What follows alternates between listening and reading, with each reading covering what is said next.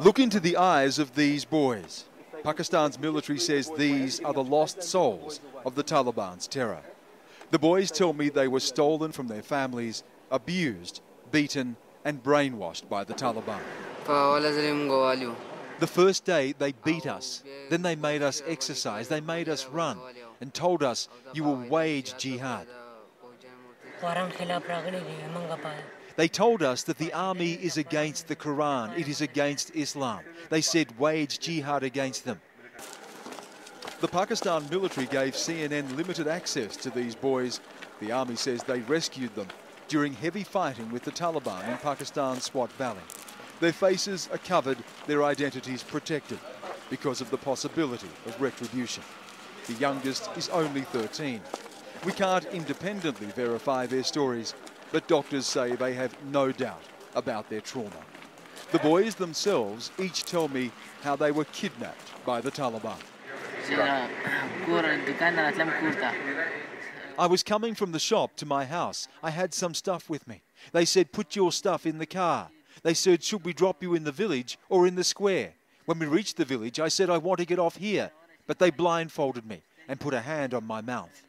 Other boys say they were snatched working in the fields. In militant camps, they say they were being trained to be suicide bombers, to do the Taliban's killing.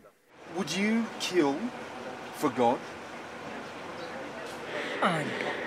Yes, he says. In the right circumstances or the wrong circumstances, would they kill? They could, and two of them wouldn't even feel it. They'd kill and they wouldn't feel it? They probably wouldn't have an empathetic response to what has happened. These boys have been so badly damaged by this experience, psychiatrists say it's difficult to know exactly how they are feeling. The doctors say some are psychotic, some are psychopathic, and some pose a very real risk. His statement to the army was that if he had a suicide jacket, that he would have committed suicide, and if he had a Kalashnikov, he would have fired. Dr. Fariha tells army chiefs they are just the tip of the iceberg. After talking to the boys, she believes there are possibly hundreds of others just like them. Are the boys brainwashed? Yes, of course they are. They're brainwashed against you and me. The army hopes the boys will one day be able to be rehabilitated and return to their families. But the doctor says they should be under close surveillance at least for the next decade. These children, except for two, don't certainly give me any indication that they will be rehabilitated. So if they're going to gauge their future from the perspective of today or where they are, that future doesn't look very rosy, does it? But Dr. Fariha does not blame these boys. They are the innocent victims, she says.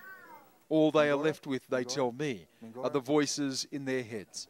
Voices of the Taliban, commanding them to kill.